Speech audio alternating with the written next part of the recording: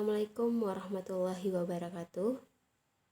Perkenalkan, kami dari kelompok 3 ingin mempresentasikan hasil diskusi kami terkait analisis titik impas dan analisis sensitivitas. Baik, sebelum kami masuk ke materi, izinkan kami terlebih dahulu memperkenalkan nama-nama anggota kami. Saya Nur Laila dengan NIM 20010101516. Fitri Lestari dengan NIM 20010101537. Rani Nur Utami dengan NIM 20010101506. Zulkifli dengan NIM 20010101507. Bab 6. Analisis titik impas dan analisis sensitivitas. Pada bab terdahulu telah diasumsikan bahwa nilai-nilai parameter dari model ekonomi teknik diketahui dengan pasti. Pada kenyataannya, berbagai parameter seperti horizon perencanaan, Mars aliran kas hanya tersedia dalam bentuk estimasi yang masih mengandung ketidakpastian. Secara umum, ada 4 faktor yang mengakibatkan ketidakpastian yang hampir selalu muncul dalam studi ekonomi teknik. Yang pertama, kemungkinan estimasi yang tidak akurat. Kedua, tipe bisnis dan kondisi ekonomi masa depan. Ketiga, tipe pabrik dan peralatan. Keempat, panjang periode studi, horizon perencanaan yang dipakai. Ada beberapa cara atau metode yang bisa digunakan untuk menangani ketidakpastian yang diakibatkan oleh 4 faktor di atas. Yang pertama, analisis titik impas atau break-even analysis. Yang kedua, analisis sensitivitas. Yang ketiga, analisis resiko. Yang pertama, analisis titik impas. Analisis titik impas adalah salah satu analisis dalam ekonomi teknik yang sangat populer digunakan terutama pada sektor-sektor industri yang padat karya. Analisis ini berguna apabila seorang akan mengambil keputusan pemilihan alternatif yang cukup sensitif terhadap variabel atau parameter dan bila variabel-variabel sulit diestimasikan nilainya. Metode titik impas bisa digunakan untuk melakukan analisis pada berbagai macam permasalahan. Yang pertama, menentukan nilai RO, di mana dua alternatif proyek sama baiknya. Yang kedua, menentukan tingkat produksi dari dua atau lebih variabel produksi. Yang ketiga, melakukan analisis jual beli. Yang keempat, melakukan beberapa tahun yang dibutuhkan. Yang kedua, analisis titik impas pada permasalahan. Analisis titik impas pada permasalahan produksi biasanya digunakan untuk menentukan tingkat produksi yang bisa mengakibatkan perusahaan berada pada kondisi impas. Untuk mendapatkan titik impas ini, maka harus mencari fungsi-fungsi biaya atau pendapatannya. Pada saat kedua fungsi tersebut bertemu, maka total biaya sama dengan total pendapatan. 3 komponen biaya yang dipertimbangkan dalam analisis ini, yaitu analisis biaya tetap, yaitu biaya-biaya yang besarnya tidak dipengaruhi oleh volume produksi. Beberapa yang termasuk biaya tetap adalah biaya gedung, biaya tanah, biaya mesin, dan peralatan. Yang kedua, biaya-biaya variabel atau variable cost, yaitu biaya-biaya yang besarnya tergantung terhadap volume produksi. Biaya-biaya yang tergolong biaya variabel diantaranya adalah biaya bahan baku dan biaya tenaga kerja langsung. Yang ketiga yaitu biaya total atau total cost adalah jumlah dari biaya terhadap variabel. Contoh soal untuk analisis titik impas. PT ABC Indonesia merencanakan membuat sejenis sabun mandi untuk kelas menengah. Ongkos total untuk pembuatan 10.000 sabun per bulan adalah 25 juta dan ongkos total untuk pembuatan 15.000 sabun per tahun adalah 30 juta. asumsikan bahwa ongkos-ongkos variabel berhubungan secara proporsional dengan jumlah sabun yang diproduksi. Hitunglah A. Ongkos variabel per unit dan ongkos tetapnya. B. Bila PT ABC Indonesia menjual sabun tersebut seharga 6.000 per unit, berapakah yang harus diproduksi per bulan agar perusahaan tersebut berada pada kondisi impas? Yang C. Bila perusahaan memproduksi 12.000 sabun per bulan, apakah perusahaan untung atau rugi, dan berapa keuntungan atau kerugiannya?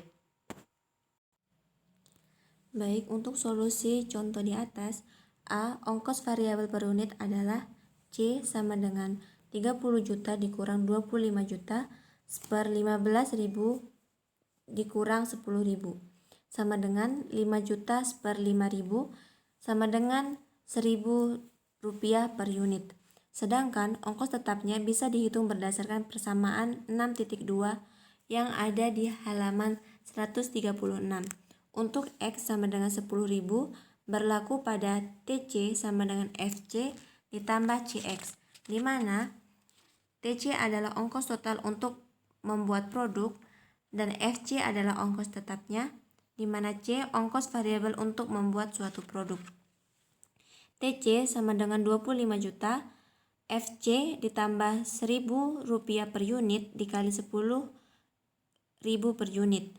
FC sama dengan 15 juta rupiah, atau dengan X sama dengan 15.000 diperoleh dari TC sama dengan FC ditambah CX, di mana TC 30 juta sama dengan FC ditambah 1.000 rupiah per unit dikali 15.000 per unit. FC sama dengan 15 juta rupiah. Di mana B, bila P sama dengan 6.000 rupiah per unit, maka jumlah yang harus diproduksi per bulan agar mencapai titik impas adalah X sama dengan FC per P dikurang C, sama dengan 15 juta per 6.000 dikurang 1.000 sama dengan 3.000 unit per bulan. Jadi, volume produksi sebesar 3.000 unit per bulan menyebabkan perusahaan berada pada titik impas. Yang C, bila X sama dengan 12.000 unit per bulan, maka total penjualannya adalah TR sama dengan PX, di mana TR adalah total pendapatan dari penjualan sebuah produk dan P sama dengan harga jual satuan produk. Jadi TR sama dengan PX sama dengan, di mana nilai PX adalah 6.000 rupiah per unit dikali 12.000 per unit, dihasilkan 72 juta rupiah per bulannya. Dan total ongkos yang terjadi adalah TC sama dengan FC ditambah CX, di mana FC sama dengan 15 juta rupiah ditambah 1.000 rupiah per unit dikali 12.000 per unit, sama dengan 20 juta per bulannya. Jadi perusahaan berada dalam kondisi untung karena dengan memproduksi 12.000 unit per bulan, maka total penjualan akan lebih tinggi dari total ongkosnya. Besarnya keuntungan adalah 72 juta rupiah dikurang 27 juta rupiah, maka dihasilkan keuntungannya adalah 45 juta rupiah per bulan. 2. Analisis titik impas pada pemilihan alternatif investasi. Pemilihan alternatif investasi seringkali akan mengakibatkan keputusan yang berbeda apabila tingkat produksi atau tingkat utilitas dari investasi berbeda. Dalam pemilihan fasilitas produksi, misalnya, perusahaan akan cenderung membeli mesin-mesin atau fasilitas lain yang harganya lebih murah, walaupun ongkos variabelnya lebih tinggi. Bila tingkat produksinya cukup tinggi, maka perusahaan akan lebih baik apabila membeli fasilitas-fasilitas yang berteknologi tinggi, yang ongkos investasinya tinggi namun ongkos variabelnya lebih rendah. Contoh untuk analisis titik impas pada pemilihan alternatif investasi, yaitu pada contoh 6.5. Seorang insinyur diserahi tugas untuk melakukan analisis buat beli pada dua buah komponen yang akan digunakan untuk melakukan inovasi pada produk-produk tertentu yang menjadi andalan perusahaan. Setelah melakukan studi dan berhasil mengumpulkan data-data teknis maupun ekonomis dari pembuatan kedua komponen tersebut, diperoleh ringkasan data seperti pada tabel 6.2.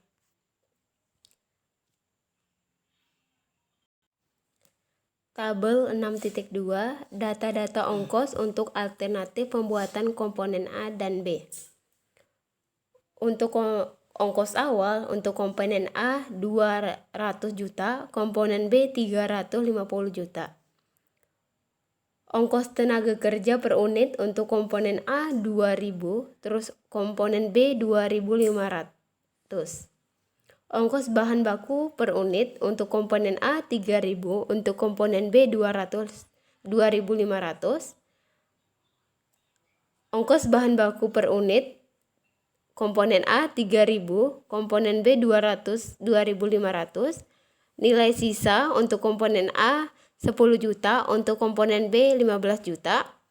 Umur fasilitas untuk komponen A 5 tahun dan komponen B 7 tahun. Di samping itu masih ada biaya-biaya overhead yang besarnya 18 juta per tahun untuk komponen A dan 15 juta per tahun untuk komponen B.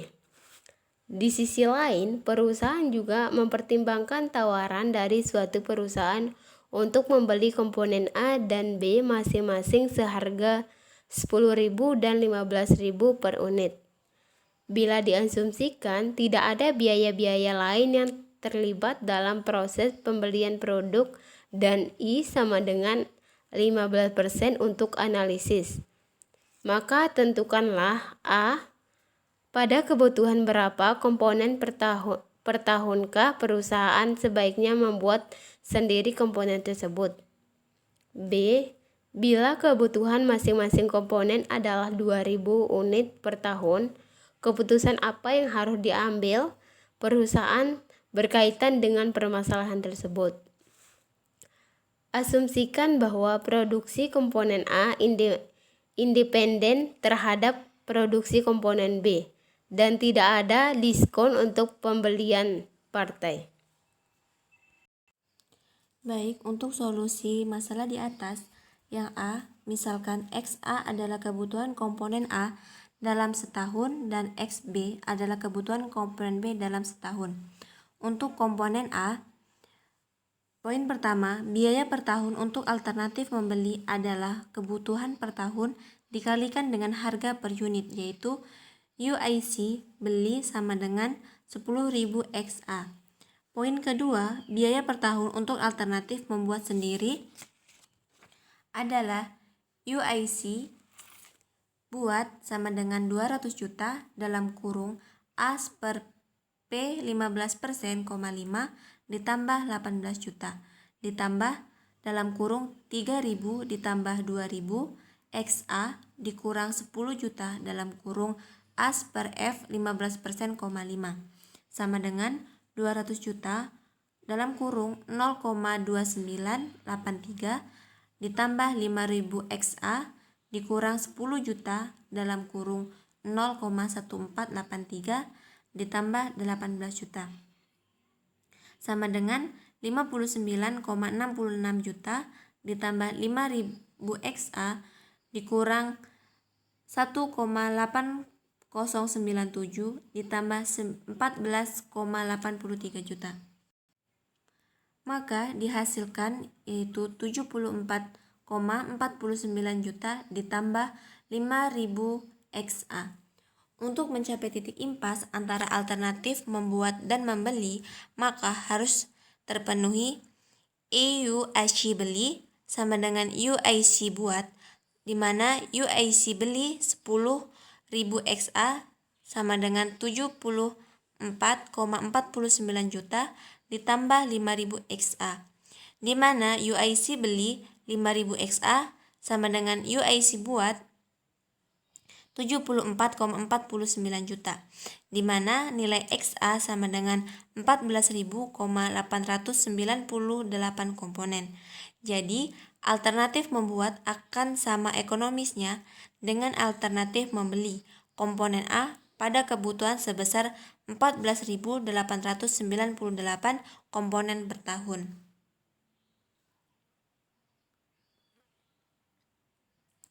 Untuk komponen B, pada poin pertama, biaya per tahun untuk alternatif membeli adalah EUIC beli sama dengan 15.000 XB. Untuk poin kedua, biaya per tahun untuk alternatif membuat sendiri adalah EUIC buat sama dengan 350 juta dalam kurung AS per P 15%,7 ditambah dalam kurung 2.500 ditambah 2.500 XB dikurang 15 juta dalam kurung AS per F 15%,7 ditambah 15 juta sama dengan 350 juta dalam kurung 0,24036 ditambah 5.000 XB dikurang 15 juta dalam kurung 0,09036 ditambah 15 juta. Dihasilkan yaitu 97,77,6 juta ditambah 5.000 XB. Kedua alternatif akan sama ekonomisnya bila EUIC beli sama dengan EUIC buat, di mana UIC beli 15.000 XB sama dengan UIC buatnya 97,7706 juta ditambah 5.000 XB, di mana dihasilkan nilai XB adalah 9.777 komponen. Jadi, alternatif membeli atau membuat sendiri pada komponen B akan sama ekonomisnya bila permintaan per tahunnya adalah 9.777 komponen. Poin B, bila kebutuhan masing-masing komponen adalah 2.000 unit per tahun, maka perusahaan lebih baik membeli komponen A maupun komponen B. Jadi, pada komponen A dan komponen B tidak ada yang menguntungkan atau merugikan karena dari keduanya memiliki nilai ekonomis yang sama. 3. Analisis sensitivitas. Analisis sensitivitas dilakukan dengan mengubah nilai dari suatu parameter pada suatu saat untuk melanjutkannya. Dilihat bagaimana pengaruhnya terhadap akseптabilitas suatu alternatif investasi. Faktor yang biasanya berubah dan perubahannya bisa mempengaruhi keputusan dalam studi ekonomi teknik adalah ongkos investasi, aliran kas, nilai-nilai sisa, tingkat bunga, tingkat pajak, dan umur investasi. Untuk contoh analisis sensitivitas yaitu sebuah alternatif investasi diperkirakan membutuhkan dana awal sebesar 10 juta dengan nilai sisa 0 di akhir tahun ke-5. Pendapatan tahunan diestimasikan sebesar 3 juta. Perusahaan menggunakan Mars sebesar 12% untuk menganalisis kelayakan alternatif investasi tersebut. Aliran kas dari alternatif ini terlihat pada gambar 6.2. Pada gambar 6.5 yaitu perkiraan kondisi investasi di mana poin A adalah tingkat bunga, poin B adalah investasi awal, poin C pendapatan tahunan. Pada interval kurang lebih 40% dari nilai-nilai yang diestimasikan di atas dan ditentukan batas-batas nilai parameter yang mengakibatkan keputusan terhadap alternatif tersebut bisa berubah dari layak menjadi tidak layak ataupun sebaliknya. Diberikan solusi, yaitu solusi pertama. Langkah pertama yang akan dilakukan di sini adalah menentukan keputusan awal sebelum dilakukan analisis sensitivitas.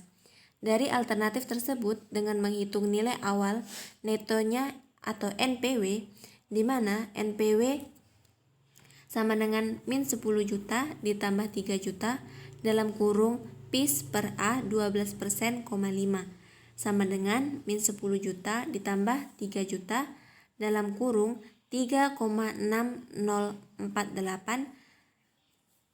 dan dihasilkan yaitu 0,8144 juta. Karena NPW lebih besar daripada 0, maka alternatif tersebut layak dilakukan.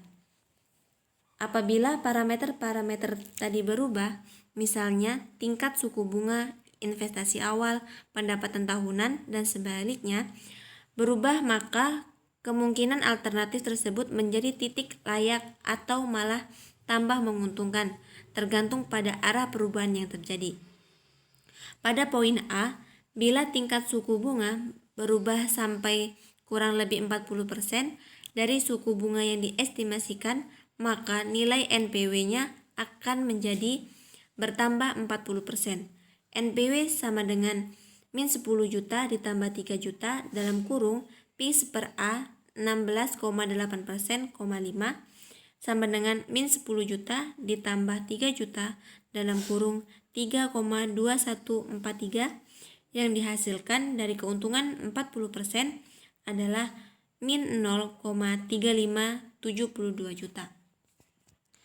Yang kedua yaitu bertambahnya 25%, di mana NPW sama dengan min 10 juta ditambah 3 juta dalam kurung P per A 15%, 5 sama dengan min 10 juta ditambah 3 juta dalam kurung 3,3522, di mana bertambahnya 25% mendapatkan hasil 0,0566 juta.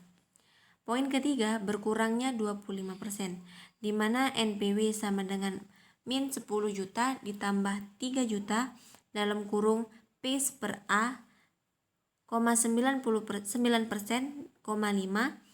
sama dengan min 10 juta ditambah 3 juta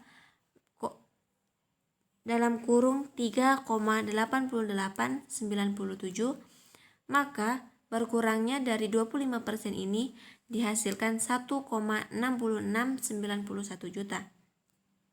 Poin keempat, berkurangnya 40% NPW sama dengan min 10 juta ditambah 3 juta dalam kurung P per A 7,20%, 5 sama dengan min 10 juta ditambah 3 juta dalam kurung 4,0787, maka berkurangnya 40% ini didapatkan hasil yaitu 2,2361 juta. Bila dalam grafik yang menyatakan perubahan suku bunga terhadap NPW, maka diperoleh pada gambar 6.6 yang terdapat pada halaman 147. Pada gambar 6.6 yaitu pengaruh perubahan tingkat suku bunga terhadap nilai NPW dapat diputuskan akan berubah dari layak menjadi tidak layak bila NPW yang dihasilkan berubah menjadi negatif. Batas perubahan ini akan diperoleh dengan menghitung nilai ROR, di mana nilai ROR yaitu suatu tingkat bunga yang menyebabkan NPW sama dengan 0, NPW sama dengan 0 apabila min 10 juta ditambah 3 juta dalam kurung P per A I persen, 5 sama dengan 0, di mana dalam kurung P per A, I persen, 5 sama dengan 3,333.000, di mana I yang bernilai 15,25%. Jadi, keputusan akan berubah bila I menjadi lebih besar dari 15,25% akan atau bila meningkatnya sekitar 25% dari nilai I awal yang ditetapkan sebesar 12%. Maka pada gambar 67, hubungan persentase perubahan nilai investasi awal terhadap NPW bisa dilihat di halaman 148.